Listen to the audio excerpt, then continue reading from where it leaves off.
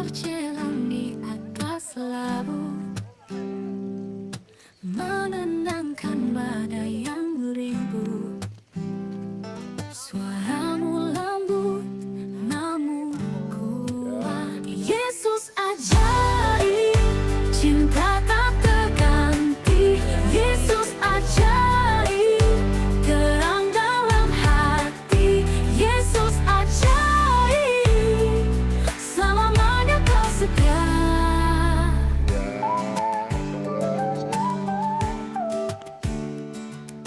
Mata buta kau buat melihat, hati hancur kau pulihkan cepat.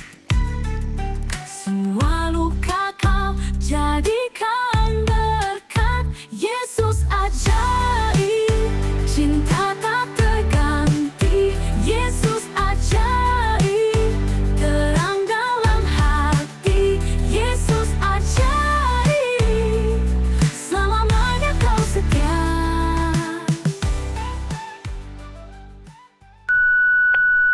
Saya melihat ya di sini ada urapan yang hebat ya di gereja ini, walaupun ya kita jemaat sedikit, tapi saya melihat kalau ada urapan yang luar biasa di tempat ini. Puji Tuhan, kiranya Tuhan selalu melawat kita semua ya. Saya juga mengucapkan terima kasih atas waktu yang diberikan, di mana jemaat di sini telah mengundang kami, memberikan kesempatan bagi kami tim Opo Anane untuk melayani di tempat ini ya, merupakan suatu kehormatan bagi kami ya, untuk saling bertemu ya, saling mengenalkan diri ya. Puji nama Tuhan. Bapak Ibu yang dikasihi Kristus ya, perlu saya kenalkan sebelum kita akan sama-sama belajar tentang firman Tuhan ya. Nama saya Timotius Joshua Broto ya. Asal saya dari Jember, tinggal di Mojokerto, istri 1, anak 2, cucu 2 ya. Puji Tuhan. Mungkin ada ya dari Jember? Gak ada ya. Dari Jember, desa pelosok saudaraku ya. Tapi lingkungannya hampir sama dengan ini, mayoritas Kristen, GKJ ya. Saya dari basicnya dari GKJ. Puji nama Tuhan. Bapak Ibu yang dikasihi Kristus ya, pada siang hari ini karena waktunya sudah siang ya, mari kita akan bersama-sama belajar ya di dalam firman Tuhan. Saya di sini mohon maaf sebelumnya karena saya sebelumnya ya ada malam gangguan ya, batuk-batuk ya. Dan tadi malam ngurus-ngurus saudaraku ya, nggak tahu masuk angin ataupun saya juga kurang mengerti ya. Tapi ada rencana Tuhan yang indah ya. Nah, Bapak Ibu yang kasih Tuhan ya, mari kita akan sama-sama buka di dalam Alkitab kita. Yang membawa kitab silakan dibuka di dalam Ibrani ya. Kita akan bersama-sama belajar di dalam Ibrani.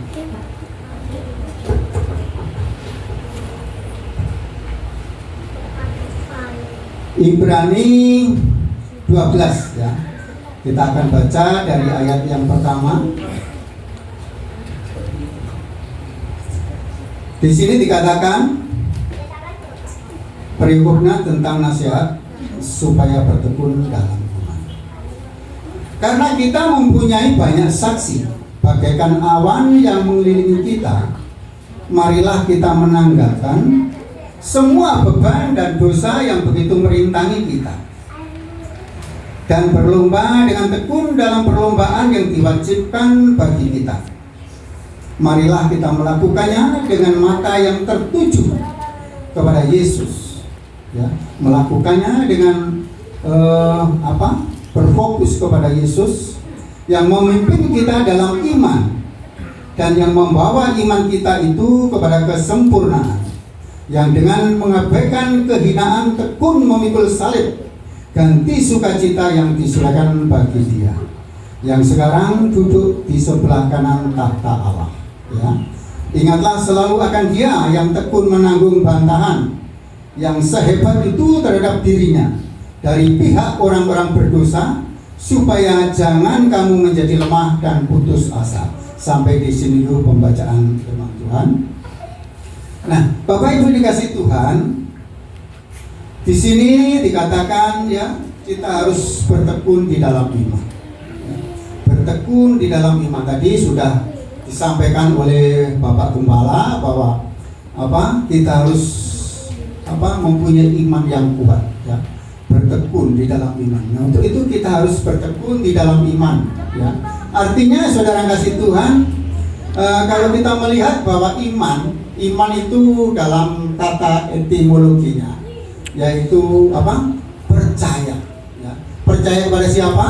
Yaitu percaya kepada Tuhan, yaitu Tuhan Yesus Kristus yang kita sembah, ya.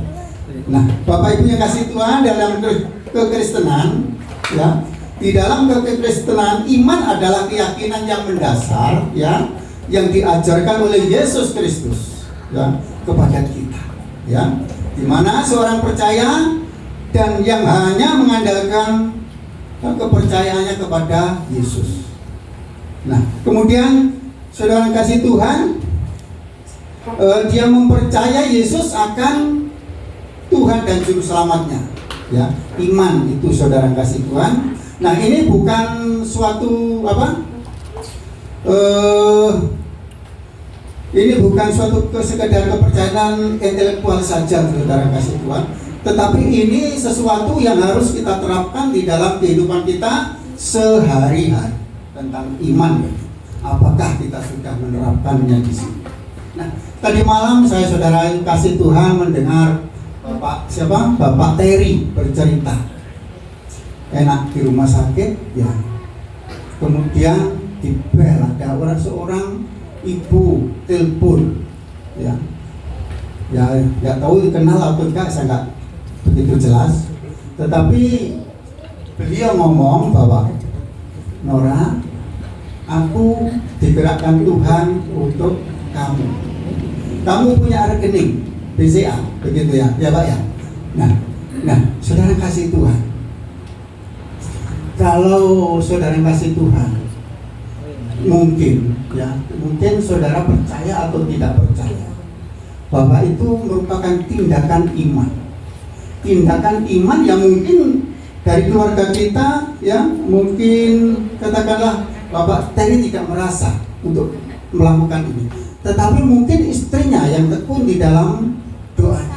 Jadi ada mujizat, ya. Kemudian ada orang, ya, orang-orang ujuk-ujuk saudaraku, ya, ada bertanya, panjenengan atau saudara punya rekening, nanti akan saya kirim. Nah, suatu mujizat yang besar saudaraku. Ini merupakan tindakan ini. Apa yang dikatakan kesaksian dari Bapak Gembala tadi bahwa mengalami operasi yang seyogianya di dalam bulan-bulan 2 bulan belum berjalan, katakanlah demikian. Tetapi karena dengan iman saudara kasih Tuhan, apa yang terjadi, ya, Bapak Yosef boleh berjalan sampai saat ini normal, ya. Puji Tuhan, ini karena iman, ya, karena iman, ya. Bapak Ibu yang kasih Tuhan, di sini, ya, ada ungkapan yang menyatakan satu teladan lebih baik daripada 1000 nasihat, ya. Yang artinya apa? Ya. Teladan itu lebih besar pengaruhnya daripada nasihat-nasihat, ya. Bukan berarti nasihat-nasihat yang kita terima itu tidak perlu, ya, itu sangat penting juga bagi kita. Karena apa? Nasihat-nasihat itu, ya, yang membimbing kita juga, mengarahkan kita juga kepada kebenaran firman Tuhan, ya. Nasihat-nasihat tentang firman Tuhan, ya. Nah, di dalam Ibrani 13 ayat yang ke-7, ya, kita maju satu langkah saudaraku, ya. Ibrani 13 ayat yang ke-7, di sana dikatakan, ingatlah akan pemimpin-pemimpin kamu, ya, yang telah menyatakan firman Allah kepadamu. Perhatikanlah, ya, perhatikanlah, ya, perhatikanlah akhir hidup mereka, ya. Perhatikanlah akhir hidup mereka dan contohlah iman mereka, dan contohlah iman mereka, dan teladanilah iman mereka. Mengapa Bapak Ibu dikasih Tuhan kita dicontohkan kepada apa? Pejuang-pejuang iman yang sudah mati, yang sudah mati sampai akhir dengan baik, ya. Karena mengapa kalau kita, ya, apa, mengambil contoh kepada orang yang masih hidup di dalam teladan iman, maka kita akan menjadi kecewa akhirnya, ya. Karena apa? Belum tentu, ya, Bapak Ibu di sini yang saudara lihat, mungkin saya berdiri di sini, ya, saat ini yang melayani, tetapi belum tentu 10 atau sampai 20 tahun kemudian saya tetap eksis di sini, belum tentu. Karena mengapa? Iman itu tidak bisa dinilai atau diukur di depannya saja, ya, tidak bisa diukur di tengahnya saja. Iman seseorang itu dinilai pada akhirnya, pada belakangnya, ya. Makanya di sana Rasul Paulus mengatakan bahwa aku, ya, telah selesai mengakhiri, ya, perjuangan imanku sampai akhir dengan baik. Nah, ini saudara kasih Tuhan, teladan iman yang kita ambil dari pejuang-pejuang iman, ya, yang telah mengakhiri masa hidupnya, ya, yang telah selesai menyelesaikan pekerjaannya sampai dia meninggal, ya. Kalau beberapa waktu yang lalu, Bapak Ibu yang dikasih Tuhan, kita telah mendengar, ya, karena kita juga kehilangan, saya juga kehilangan, ada seorang, ya, rohani yang begitu, menurut saya begitu menjadi teladan saya, yaitu Bapak siapa? Yusuf Roni, ya. Bukan Yaya Waloni. Kalau Yaya Waloni mati karena dia yang minta sendiri, saudaraku, ya. Tetapi ini Bapak Yusuf Roni. Saudara tahu, saudara kasih Tuhan, walaupun Bapak Yusuf Roni itu bukan gembala kita langsung, ya, tetapi dia telah memberikan yang terbaik bagi anak-anak Tuhan yang percaya, ya. Walaupun dia awalnya bukan dari apa? Bukan dari anak-anak Kristus, ya, dia dari seberang, saudara-saudara. Tetapi karena panggilan Tuhan, ya, karena panggilan Tuhan dia bertobat, percaya, ya, dia selalu tekun dan getol, bersemangat di dalam menyampaikan firman Tuhan sampai mengadakan KKR, ya, yang luar biasa yang dilakukan oleh Bapak Yusuf Roni. Walaupun dia sempat dipenjara 6 tahun, tetapi dia tidak pernah gentar, ya. Ini yang apa namanya, boleh kita teladani, iman seperti itu, saudaraku, ya. Nah, iman seperti inilah yang harus kita teladani. Nah, ini menunjukkan kehidupan beriman yang berfokus kepada pribadi Yesus, saudaraku. Kalau kita melakukan daripada kehidupan orang-orang yang sudah mendahului, ya. Di dalam ayat 2 tadi dikatakan, marilah kita melakukan dengan mata yang tertuju kepada Yesus. Yang tertuju artinya fokus kepada Yesus, ya, bukan kepada yang lain, fokus kepada Yesus, ya. Jadi kalau kita ingin mendapatkan sesuatu yang kita harapkan, kita harus, ya, fokus kepada Kristus, ya. Kita berdoa, mengucap syukur, ya. Kemudian, ya, tetaplah apa, humble, rendah hati, ya. Tidak sombong, tidak congkak, ya. Bahwa diri kita yang merasa banyak kekurangan, saudaraku, ya. Nah, Bapak Ibu yang dikasih Tuhan, saya pun demikian, ya. Di sini kita belajar, saya belajar untuk bisa bertekun di dalam Tuhan, ya. Walaupun saya lupa usia lebih dari 60 tahun, tetapi saya ingin belajar untuk melayani Tuhan dengan baik. Nah, Bapak Ibu yang dikasih Tuhan, saya mohonkan kepada anak-anak muda yang ada di tempat ini ya, generasi-generasi muda untuk tetaplah mengikuti dalam Tuhan. Apapun yang terjadi di dalam kehidupanmu, di jalan hidupmu ya, mungkin ada rintangan, ada riak-riak yang menghalangi dalam kehidupanmu, lawan terus, maju terus ya, jangan mundur, tetap bersemangat di dalam Tuhan. Karena apa? Kalau engkau ya menghadapi sesuatu rintangan atau tantangan, kemudian engkau meninggalkan Tuhan, apa yang terjadi? Maka saudara kasih Tuhan, namamu akan dicoret di dalam kehidupan, kitab kehidupan. Ya, bukan hanya dicoret saudaraku, tetapi dihapus sehingga tidak ada bekas sama sekali. Namun itu Bapak Ibu yang kasih Tuhan, setialah pada Tuhan apapun yang terjadi. Ya. Karena kalau sudah nama kita dicoret dalam kitab kehidupan, maka kita tidak lagi berhak untuk menerima kembali. Ya. Kita tidak berhak untuk menerima kembali. Hati-hati saudara, hati-hati. Apapun yang terjadi, tetaplah ya, tetaplah bersemangat, maju terus walaupun itu tidak pakai lari, maju terus hadapi rintangan-rintangan itu. Pasti Tuhan akan menyertai. Amin. Ya, nah ini saudara, janji Tuhan. Ya, janji Tuhan. Tuhan akan menyertai engkau sampai hari berkesudahan dalam bersungguh-sungguh di dalamnya. Ya. Nah, untuk saudara kasih Tuhan, jagalah kehidupan kita. Ya, bagaimana kita bisa mengejar kekudusan kalau kita tidak bisa menjaga hati kita, lampu kita. Ya. Nah, saudara kasih Tuhan. Di sini saya akan singkat saja saudara kasih Tuhan karena juga waktunya ya. Nah, yang pertama di sini dikatakan yaitu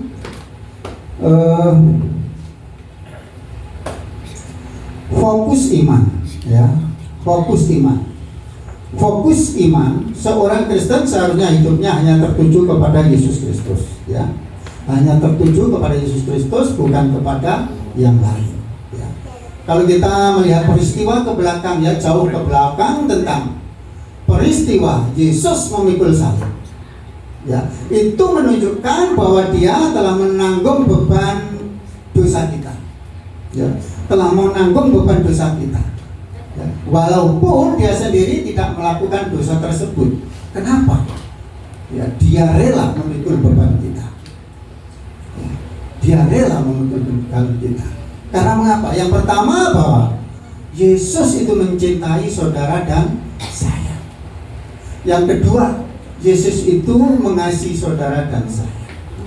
Ya. Yang ketiga, Yesus itu saudara kasih Tuhan tidak mau kalau umatnya ini binasa. Ya, makanya saudara kasih Tuhan, dia dengan rela mengorbankan dirinya untuk apa? Menanggung beban dosa-dosa kita. Harapannya adalah supaya kita, anak-anak Tuhan yang percaya ini, yang selalu setia ini, nantinya akan masuk ke dalam kerajaannya. Kerajaan apa? Yaitu kerajaan surga. Karena hanya ada neraka dan surga ya. Makanya saudara kasih Tuhan, Tuhan berkehendak anak-anaknya supaya nantinya semuanya bisa masuk dalam kerajaan surga. Amin. Karena apa? Neraka hanya disiapkan oleh siapa? Oleh iblis, jin, ya, genderuwo dan lain sebagainya. Tetapi kalau kerajaan surga disiapkan hanya untuk kita manusia yang percaya kepada Dia. Nah, untuk itu setialah dan setialah selalu di dalam Kristus. Ya, jangan sampai iman kita melenceng. Bagaimana dengan saudara-saudara kita yang ada di luar sana? Ya. Apa yang kata Tuhan? Apa yang dikatakan Tuhan? Bahwa kalau engkau ya tidak berjalan menuruti kehendak-Ku, maka engkau tidak akan mendapatkan kerajaan. Karena kerajaan surga, ya, kerajaan surga kuncinya ada di tangan Yesus. Jadi Bapak Ibu yang dikasih Tuhan, tidak ada seorang pun yang bisa masuk ke dalam kerajaan surga kalau tidak melalui Yesus. Nah, untuk itu saudara kasih Tuhan, kita yang sudah dipilih, yang sudah dipanggil Tuhan ini, mari lakukanlah, ya, tekunlah di dalam iman kita senantiasa, ya. Jangan kita menyimpang ke kanan ataupun ke kiri, apapun hambatannya. Jangan sekali-kali saudara menyalahkan Tuhan. Jangan sekali-kali saudara mencas Tuhan bahwa Tuhan itu tidak ada. Jangan, saudara, Tuhan itu ada. Ada bersama saudara dan saya. Mujizatnya pun terjadi. Kalau engkau menginginkan kesembuhan, Tuhan akan sembuhkan, ya. Kalau engkau menginginkan keselamatan, Tuhan akan selamatkan. Karena apa? Lambang salib adalah lambang keselamatan. Juru selamatnya siapa? Tuhan Yesus. Tidak ada lagi juru selamat selain daripada Tuhan Yesus. Makanya di luar sana banyak orang yang mencari-cari keselamatan.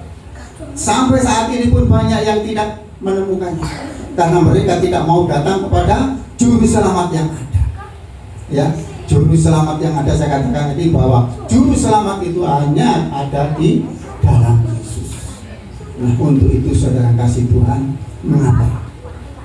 Mengapa kita harus meninggalkan Tuhan? Mengapa kita harus murtad? Hanya kita mungkin gegara, dulu kita sudah pernah kaya, pernah diberkati Tuhan dengan limpah, kemudian menjadi melarat, miskin, atau ya menjadi kecewa sehingga. Tetapi saudara kasih Tuhan, janganlah meninggalkan Tuhan. Janganlah saudara kasih Tuhan. Saya katakan tadi, janganlah, ini pesan Tuhan, janganlah meninggalkan Tuhan. Ya, karena di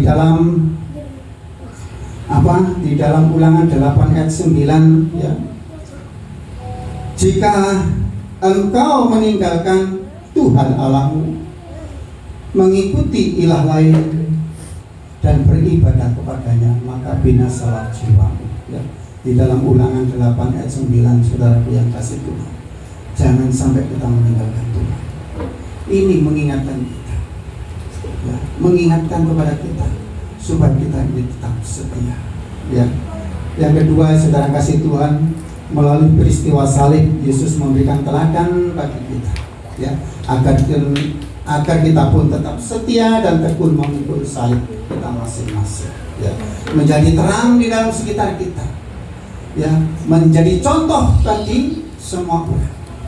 Ya, jangan kita kemudian gampang masuk, terpengaruh oleh kehidupan mereka dunia ini, ya. Karena saudara kasih Tuhan, dunia menjanjikan segala sesuatunya serba mewah, ya, serba mewah.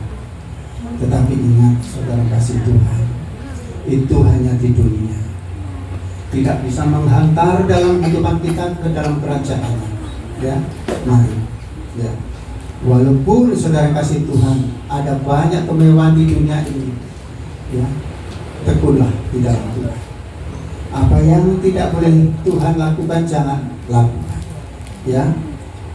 Kita harus bisa menjadi terang bagi mereka agar mereka pun ikut di dalam kita. Karena mengapa Bapak Ibu dikasih Tuhan, di sana itu, ya, di luar sana itu sebenarnya mereka itu perlu kita semua,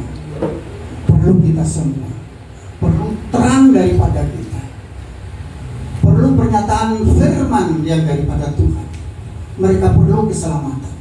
Makanya tiap hari mereka berteriak-teriak, ya, mencari jalan kebenaran. Tetapi mereka tidak tahu, karena jalan mereka tidak benar atau salah. Nah, untuk itu yang kasih Tuhan, dengan firman ini mari kita akan sama-sama meneladani akan pengorbanan Yesus, ya, untuk membangkitkan iman kita, membangkitkan semangat kita di dalam mengikuti, ya. Kalau engkau, ya, percaya, pasti semuanya akan terjadi. Apa yang dicita-citakan gereja ini untuk membangun, nah saudara, bantulah dengan iman. Tuhan pasti akan berkehendak, akan mendapatkan tempat gereja yang terbaik, ya bangunan termegah, saudaraku yang kasih Tuhan. Dan banyak jiwa-jiwa yang dimenangkan. Tunjukkan saudara kasih Tuhan. Saya basic dari KJW, saudaraku ya. Dulu zaman dulu ya, saya doa itu hanya bisanya kok Bapak kami Romo kaulan kamu wonten ing swarga asma Tuhan murti kasucikno. Wah, sampai terus hafal saudaraku ya, itu saudaraku ya. Ya. Nah, tetapi saudara kasih Tuhan, setelah saya menikah dengan istri saya tahun 92, puji nama Tuhan, saya dibimbing di dalam rohani, saudaraku ya. Walaupun awal-awalnya memberontak, ya, ya, dibaptis selama baik, teteh bengek, wes, gak baptisan, ya. Saya katakan demikian, saudaraku ya. Ini ada saksinya. Wes, gak baptis, ternyata saudaraku lama-lama mau juga dibaptis selama. Nah, hidup baru kembali. Saudara, nah ini saudara kasih Tuhan. Kalau engkau mengeraskan hatimu masing-masing, maka engkau tidak akan dapat mendapat perkenanan Allah. Untuk itu saudara kasih Tuhan, bukalah hati kita, jangan keraskan hati. Ya, teladanilah mereka yang sudah berjuang, ya, memperjuangkan imannya sampai titik darah yang penghabisan. Ya. Yang ketiga, ya, Bapak Ibu dikasih Tuhan, mari kita tetapkan ya iman kita untuk terus berjuang dan berfokus kepada Kristus Yesus sebagai teladan iman yang benar dan yang sudah memberikan teladan perjuangan. Ya. Dan kesetiaan dalam mentaati kehendak Allah. Kita tahu bahwa selama Tuhan Yesus menjelma menjadi manusia, Dia tekun di dalam menyampaikan kebenarannya. Dia tidak pernah melakukan hal yang salah, protes katakanlah kepada Bapa, tidak, tetapi dia lakukan dengan ya, dia lakukan step by step sesuai dengan kehendak Allah. Ya. Nah, ini saudara kasih Tuhan. Dengan kesetiaan inilah maka pun bisa kita ambil contoh, kita maknai bahwa hidup kita sebagai orang Kristen pun harus setia kepada Tuhan. Kemudian Bapak Ibu yang kasih Tuhan, kalau kita tadi melihat tentang keteladanan ini, bagaimana dengan Bapak Gembala kita, pemimpin rohani kita, di dalam Ibrani 13 ayat yang ke-17. Ya, di dalam Ibrani 17 ayat yang ke-13 ayat yang ke-17 di sana dikatakan, taatilah pemimpin-pemimpinmu dan tunduklah kepada mereka, sebab mereka berjaga-jaga atas jiwamu sebagai orang-orang yang harus bertanggung jawab atasnya. Dengan jalan itu mereka akan melakukannya dengan gembira, bukan dengan keluh kesah, sebab hal ini tidak membawa keuntungan bagimu. Ya. Nah, ini saudara kasih Tuhan, teladan atau ketaatan kita kepada pemimpin-pemimpin, ya, kepada bapak rohani kita. Perlunya kita mentaati kepada hamba Tuhan, bapak gembala, ya. Mungkin majelis gereja, mungkin guru-guru sekolah minggu, ya. Perlunya apa? Untuk kita tunjukkan bahwa kita ini juga setia kepada ya. Penting saudara ya, karena Bapak Gembala itu selalu mendoakan kita, mendoakan jemaatnya. Setiap pribadi pasti didoakan. Jangankan level pendeta, level kelompok persekutuan keluarga atau komsel saja, tiap hari ya, tiap hari mendoakan jemaatnya, mendoakan kelompoknya, supaya mereka diberkati, dilindungi Tuhan, dijauhkan dari segala malapetaka dan marabahaya. Apalagi Bapak Gembala yang sudah diberi mandat oleh Tuhan, ya, diberi mandat, diberi tanggung jawab besar kepada jemaatnya, masa tidak mendoakan kita? Dialah saudara kasih Tuhan, selalu mendoakan kita. Nah, Bapak Ibu yang dikasih Tuhan, taatilah, hormatilah, patuhlah kepada mereka selama mereka ya tidak lepas dari firman Tuhan. Selama mereka memberikan sesuai dengan kehendak Tuhan, perlu kita hormati mereka. Pemimpin-pemimpin kita itu perlu kita hormati.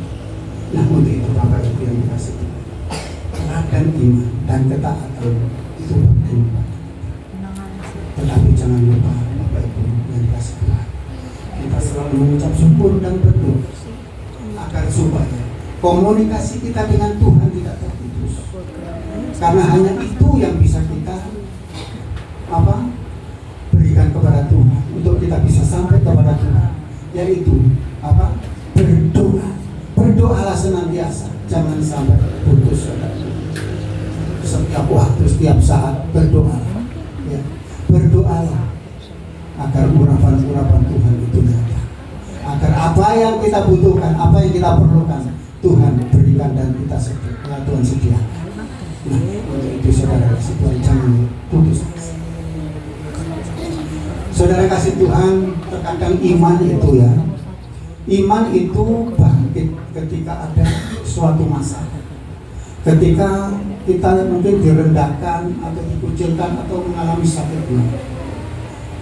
Beberapa waktu yang lalu saya hampir sama dengan Bapak Yusuf. Ya. Ketika dokter memfonis saya lumpuh, tetapi ketika saat itu pula iman saya bangkit, kelumpuhan itu tidak terjadi. Tidak terjadi. Karena mengapa? Pada tahun 2002, ya, saya dinas di Purboyo sini, Purboyo Bantul, ya. Di sana saya jatuh dari ketinggian 14 meter, saudaraku ya, 14 meter.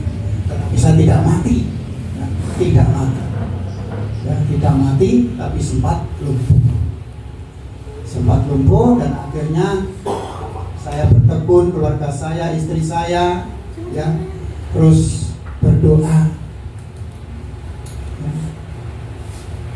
4 bulan kemudian saya bisa berjalan, mulai berjalan terantangan seperti anak kecil, saudaraku ya. Karena apa?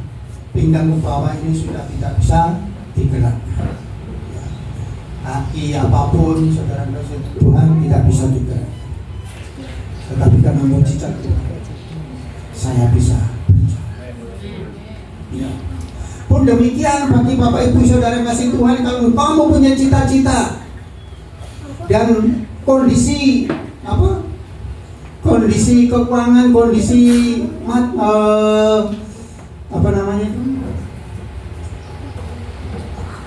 kekayaan tidak mendukung, saudaraku ya, jangan kecil hati. Berdoalah kepada Tuhan.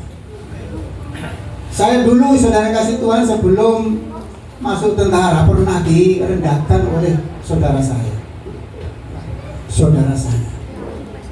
Karena mengapa? Saya ini anaknya orang melarat, orang kiri, saudara. Orang kiri tidak punya apa-apa. Bapak Brotani anaknya kayak 7, saudara. Saya anak kedua, barang pertama, barang laki-laki katakanlah. Nah, saudara kasih Tuhan, ketika ya sekitar tahun 1984 saya bingung, saudaraku ya, saya bingung cari kerjaan. Biasanya hidup di sawah, di sawah itu musiman, saudaraku ya. Kalau sudah waktunya mendekati panen itu kan sudah nggak ada kerjaan, bingung. Akhirnya saya berusaha untuk mencari pekerjaan, yaitu mendaftarkan tentara. Nah, disinilah saudara kasih Tuhan, teman atau saudara saya ini tanya kepada saya, aku mau cari kon kate daftar tentara. Iya po, saya gitu kan. Engko ana cecek muntal belulu kon iso dadi. Bapak Ibu tahu belulu? Ya. Belulu itu segini, saudaraku ya. Cece itu paling besar segini.